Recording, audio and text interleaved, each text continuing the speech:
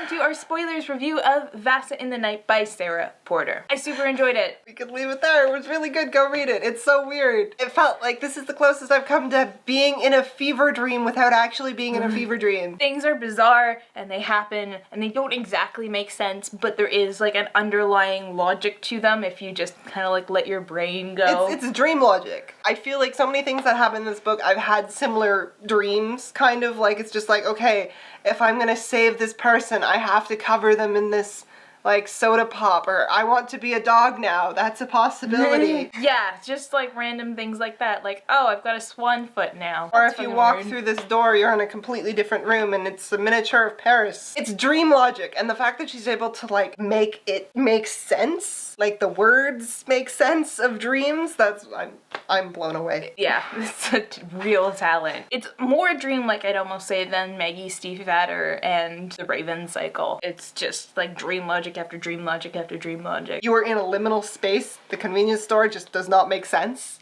Like, you leave the real world and you are in a convenience store, and when you think about it, yeah, okay, I've been in a convenience store after midnight. It's weird! Yeah, it's a bizarre place. I find weird candy, like it's playing off of that, but it's expanding on it. Okay, so what happens in this story? Baba Yaga, in the very beginning, and it's this really cool sequence, she ends up trapping a piece of night in this human body. And, you know, it's a body that's like a body with a motorcycle attached to it, but you can only see that sometimes. And basically what happens is after that, she basically controls the night. So when she has this motorcyclist out circling her parking lot, night stays close, and then night in Brooklyn feels a lot longer than the days. Like the minutes just tick by very, very slowly. And so, you know, people are living through this, they have no idea why.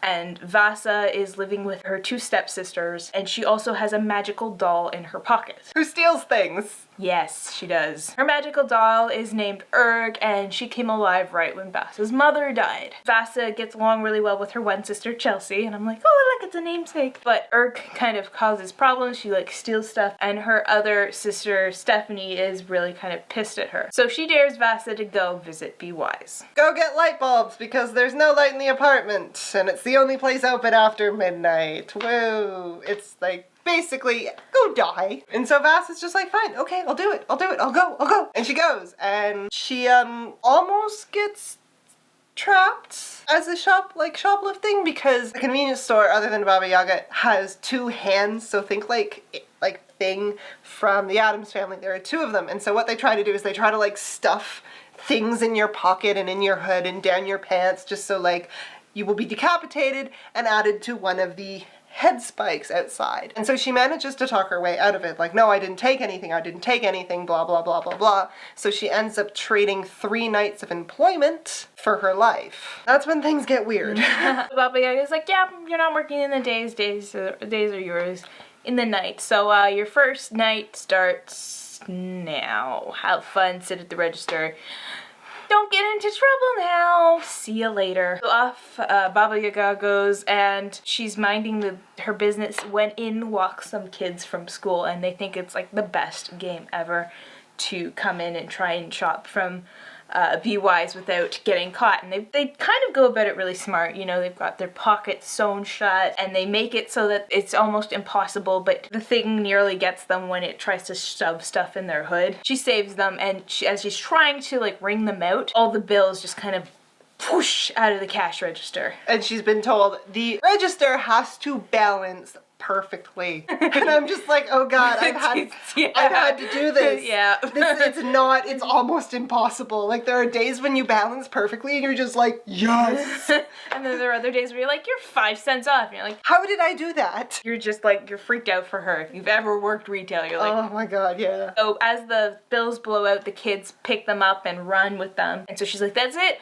I'm fucked. Oh my god, she's gonna decapitate me. And so Urga's like, it's okay, just take a nap, it'll be okay. And she wakes up and all the bills are in the register. And Baba Yaga's like, what the fuck, dude? She counts them, and then Vassa goes to sleep in the back room, and she kind of hears Baba Yaga being like, I told you to fly away, like burning them. Like to torture them. She's like, you had one fucking job. Why didn't you do it? And the two hands, they have names. They're Dexter and Sinister. Dexter actually got bit by Urg and is starting to look a little green and rotten. Yeah. So yeah, that was her first ordeal. Second night is a little different. She goes out and Baba Yaga's like, hey, you know, your shift's about to start soon, but look, there's your sister in the parking lot. Why don't you go out and talk to her? And we forgot to mention that this convenience store is dancing on chicken legs, so you know, the whole myth. Basically, Vassa goes out into the parking lot and talks to her sister Chelsey, who's the one who she really cares for, and Chelsea's like, listen, you're out here. You just go, come on, let's go. And she starts pulling Vassa closer and closer to the edge of the parking lot, and just like she gets like a toe over the line and her foot starts to turn into a swan's leg. And so a bunch of different swans coming to collect her because she is now one of them, but she doesn't fully transform. And so the swans start being tormented. Like, I think it's their feathers are starting to like ear them, and so they're bleeding, and Baba Yaga comes out. She's just like, well, you've made such a mess. You have to clean it up. Get rid of the blood. And she's just like, snowing. It's snow. How do I get rid of bloody snow? And so, of course, she gets some help again. And this time, she ends up talking to the Knight guy in the parking lot. And so she kind of starts to develop like this crush on Knight, a motorcyclist circling the parking lot. because they can kind of talk in dreams, but they can't talk when he's just doing circles. So they go on this kind of like magical ride where he tries to kind of explain to her that he is Knight in like this homunculus. She doesn't really get it, and it takes her a long while to figure out exactly what's going on. She's like, this is where she starts to get the inkling of what's going on. And so once again, Erg saves her by calling down Knight and getting Knight to take away the blood molecules. And so she wraps up the swans, so she kind of heals the swans. And so the swans like her now. She's kind of cool. She's like the human member of their flock. And so they're like, we're gonna stick around. We're gonna stick around and take care of you. There was like an interlude that I really liked about the swans, where talking about how people joining the swans and how when they get turned into the swan always wants to go home and kind of see their family and try and be recognized, but they're never recognized, and just how kind of sad that is. It was really kind of heartbreaking. There's a couple of weird little interludes where you get to like meet Vassa's mother and also the woman bee who gave Vassa Erg. And there's the weird one that will probably stick in your brain forever, which is Vassa's father, and how her father kind of left her with her stepmother because he wanted to become a dog to win the love of his dead father. Because his dead father loved his dog more than he loved him, so he realizes he'll be much happier as a dog than he ever would be as a human, because, you know, it sucks, man. He just didn't realize his potential, so he might as well be a dog. And just the amount of stuff the father did, how the father was like between two women, and so Vassa and her one sister are very close in age. It works. It makes sense in the story, but it's just like, you're reading it and you're just like, wow. That is fucked up. You want to become a dog? Okay. Whatever makes you happy, I guess. Like, it's very hard to describe this book linearly. Because really it's is. very like...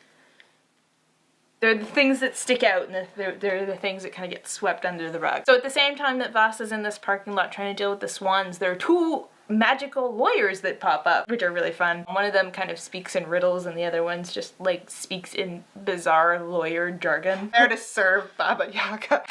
Which is so fun. I just love that idea. It's something over the night, and they can never really be specific because of like the magical rules of we don't talk about magic. So they go in and they disappear, and Vassa's like, oh shit, I probably have to rescue them too. Which brings us to night number 3. Vassa realizes that she's gonna have to go into Baba Yaga's back room to figure out what's going on with Knight and free the lawyers. She has Erg make a distraction, and she runs into the room. She encounters a whole bunch of tests that are strange and weird. She ends up freeing the lawyers, but she doesn't end up freeing Knight, and Erg gets captured. And during this entire thing, Dex, who's been getting progressively sicker, kind of like swaps sides to her side. And you kind of like feel for it, but you have that whole thing that Vassa has where you're like, she's like, I like you, but you really creep me out. Please stop touching me.